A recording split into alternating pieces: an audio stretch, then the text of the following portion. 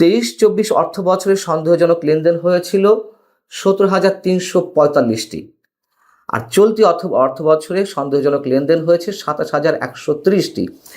তো এই পরিমাণ যখন বাড়ছে, এটি নিয়ে যখন সংবাদ সম্মেলন করা হলো গত মঙ্গলবার, সেখানে বিএফআইইউ এর প্রধান ছিলেন, গোয়েন্দা প্রধান, একই সঙ্গে ছিলেন বাংলাদেশ ব্যাংকের governor doctor Ahsan H A Mansur. সেইখানে সাংবাদিকদের প্রশ্ন ছিল 2023-24 অর্থ বছর, অর্থাৎ যখন আওয়ামী সরকার, তখন যে প্রতিবেদনটা ছিল সেই প্রতিবেদন অনুযায়ী সন্দেহজনক লেনদেন যারা করেছেন সেখানে ডক্টর মোহাম্মদ ইউনূসের নাম ছিল। সেই বিষয়টি সাংবাদিকরা জানতে চাওয়া হলে তখন গোয়েন্দা প্রধান বলছেন যে আমাদের প্রতিবেদনে অনেকের নাম উঠতে পারে, আর ডক্টর মোহাম্মদ ইউনূস সাহেব তো তখন প্রধান উপদেষ্টা ছিলেন না, তার নামও আসতে পারে। এবং সাথে বলছেন তার মানে এই না যে সরকার প্রধান হলে তার নাম রাখা যাবে না, সেটি হতেই পারে, আমরা এমন কিছু ঘটলে কারোর নাম বাদ দিই না। তো প্রশ্ন করা হলো তাহলে সেই প্রতিবেদন অনুযায়ী ডক্টর মোহাম্মদ ইউনূস কোন অবস্থানে রয়েছেন, বা তার সম্পর্কে কি প্রতিবেদন ছিল, বা কত টাকা সন্দেহজনকভাবে লেনদেন হয়েছে, তার উত্তরে গোয়েন্দা প্রধান বললেন যে প্রধান উপদেষ্টা কথাটা আমি মনে করি এখানে আপাতত না বললেই চলে। কি মানে দাঁড়ালো?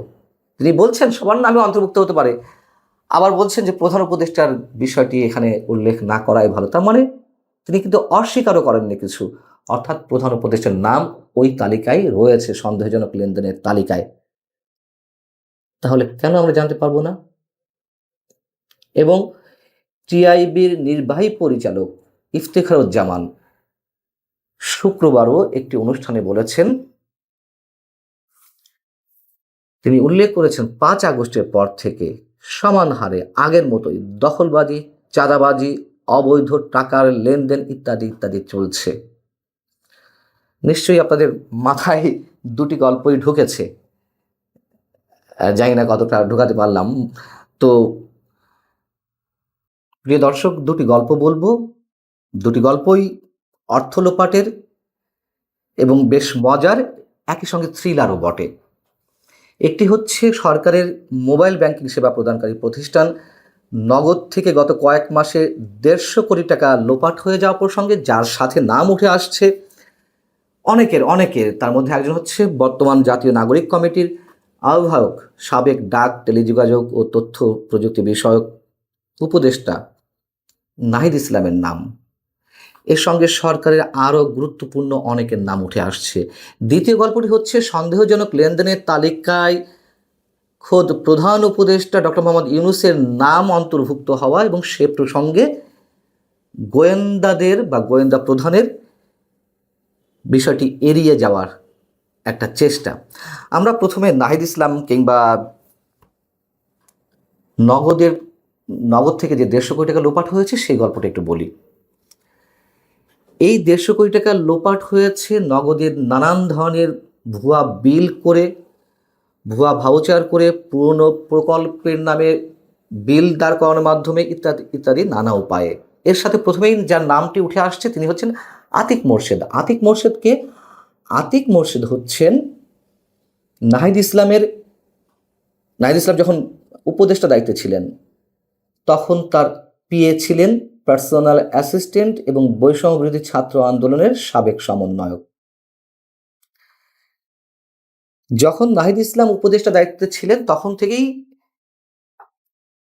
নগদ থেকে অর্থ লোপাটের এই কাহিনীগুলো আমাদের সামনে আসতে থাকে। প্রশ্ন উঠেছে কেন নাহিদ ইসলাম তখনই আতিক মোর্শেদের বিরুদ্ধে কোনো প্রকার কোনো ব্যবস্থা নেননি বা কোনো প্রশ্ন উত্থাপন করেননি, আইনগত প্রক্রিয়া গ্রহণ করেননি। খোদ রাজনীতিবিদদের কারোর মুখ থেকে এখন ওপেন উচ্চারিত হচ্ছে এই প্রশ্নগুলো।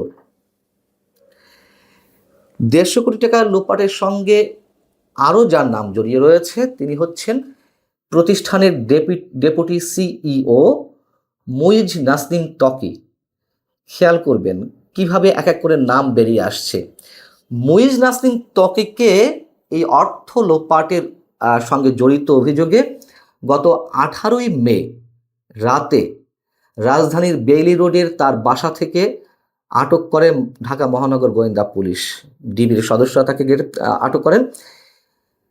এই সময় তার কাছ থেকে electronic device, computer, laptop, mobile ইত্যাদি ইত্যাদি অনেক কিছু জব্দ করা হয়। কিন্তু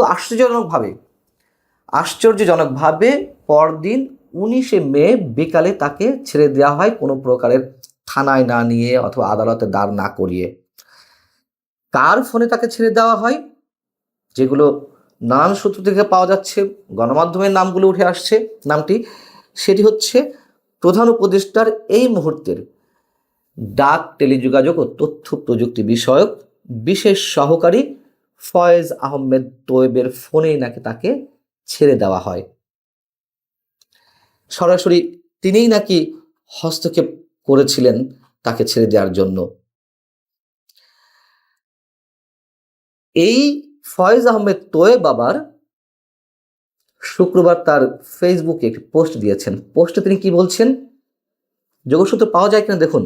যখন তার নামটি উচ্চারিত হচ্ছে, সন্দেহের চোখে তাকে দেখা হচ্ছে, তখন তিনি বলছেন, মুইজ নাসনিম ত্বকীকে জিজ্ঞাসাবাদের জন্য আটকের পরে অনুরোধ করা হয়েছে যেন মুইজকে ছেড়ে দেওয়ার আগে মুচলেকা নেওয়া হয়। তার বিরুদ্ধে কোনো মামলা নেই, সে নগদের সাবেক লোকদের কোনো হেল্প করবে না, এই মর্মে মুচলেকা দেয়। সিআইডি তাকে পর্যবেক্ষণে রেখেছে, নতুন কোনো অনিয়ম প্রমাণ হলে তাকে গ্রেপ্তার করার অনুরোধ করা হয়। ঠাকুর ঘরে কেড়ে আমি কলা খাই না। ফয়েজ আহমেদ তোয়েব কিন্তু স্বীকার করে নিয়েছেন যে তাকে ছেড়ে দিতে অনুরোধ করা হয়। কে ছেড়ে দিতে বলেছে সেটি উজ্জ্বল রয়েছে, এবং কি সুন্দরভাবে এখানে বলা হলো যে তিনি নগদের কোনো কর্মকর্তাকে হেল্প করবেন না, এই মুচলেখা দেওয়া হয়। এটা কোনো মুচলেখা? বোঝা যাচ্ছে কোথায় কি হচ্ছে। যে আতিক মোর্শেদের কথা বলছিলাম, নাহিদ ইসলামের সাবেক পিএ, বৈষম্যবিরোধী ছাত্র আন্দোলনের সাবেক সমন্বয়ক, সে নগদের কোনো কর্মকর্তা কর্মচারীও নন, কিন্তু তিনি নগদের ছয়তলা নগদের যে ভবন, সেই ভবনের 6 তলাতে নিয়মিত অফিস করতেন। তিনি এখন প্রধান উপদেষ্টা বিশেষ সহকারী ফয়েজ আহমেদ তোয়েবের সঙ্গে খুবই ঘনিষ্ঠভাবে কাজ করছেন। নগদের পরিচালনা বোর্ডের সদস্য যখন পালিয়ে যায়, তখন থেকেই আতিক মোর্শেদ নগদের নিয়ন্ত্রণ নেয়, নগদে নিয়মিত অফিস করছে, কখনো কখনো বা সিইও প্রধান নির্বাহী কর্মকর্তার চেয়ারেও তিনি বসেছেন। এবং এর মধ্যে তার স্ত্রী জাকিয়া সুলতানা জুইকে নগদের বড় একটি পদে বসানো হয়, ম্যানেজার কমপ্লায়েন্স পদে তাকে বসানো হয়েছিল, এবং অনেক নিকটাত্মীয়কে আতিক মোর্শেদ চাকরি দিয়েছেন। নগদের যে সাম্প্রতিক বাকবদল, আগের যে সিইও ছিলেন তানভীর এ মশিক গত আওয়ামী লীগ সরকারের সময়ও নগদ থেকে শত শত কোটি টাকা, হাজার হাজার কোটি টাকা লুটপাট হয়েছে। তার সঙ্গে সাবেক প্রধানমন্ত্রী শেখ হাসিনার DPS, deputy press secretary Ashraful Alam খোকনের নামও জড়িয়েছিল, এবং তখন তানভীর এ মশিক ছিলেন সবশেষ অবস্থায় 5 আগস্ট আগ পর্যন্ত সিইওর দায়িত্বে। 5 আগস্টের পট পরিবর্তনের পর তানভীর এ মিশুক পালিয়ে যাওয়ার পরেও সে বিদেশ থেকে সব কিছু নিয়ন্ত্রণ করছে। সাফায়েত আলম নামে একজনকে সিইও পদে বসায়। সাফায়েত আলমও বিদেশ বসে সব কিছু কলকাঠি নাড়ছে, এবং তানভীর এ মিশুক এবং সাফায়েত আলম একই জায়গায় রয়েছে বিদেশে, যেখানে তারা অবস্থান করছে একই সাথে, এটি জানা গেছে। এবং এই সাফায়েত আলম নিয়োগপ্রাপ্ত হওয়ার পর থেকে নগদের নানান ধরনের তুলকালাম কাণ্ড ঘটে যাচ্ছে। 19 জন কর্মকর্তাকে এর মধ্যে বরখাস্ত করা হয়েছে, নতুন অনেককে নিয়োগ দেওয়া হয়েছে, এবং আগেই বলেছি পুরনো ডাটাবেজ তারা ধ্বংস করছে, নষ্ট করছে, নতুন নতুন ভাউচার তারা তৈরি করছে। 2 বছর 2.5 বছর আগের ইভেন্ট হয়েছে সেগুলোর নামে ভুয়া বিল করছে। এইভাবে 150 কোটি টাকা লোপাট করা হয়েছে। গল্পটা বেশ মজার নিঃসন্দেহে, তাই না? সবাই মিলে ভাগে যোগে খাওয়া।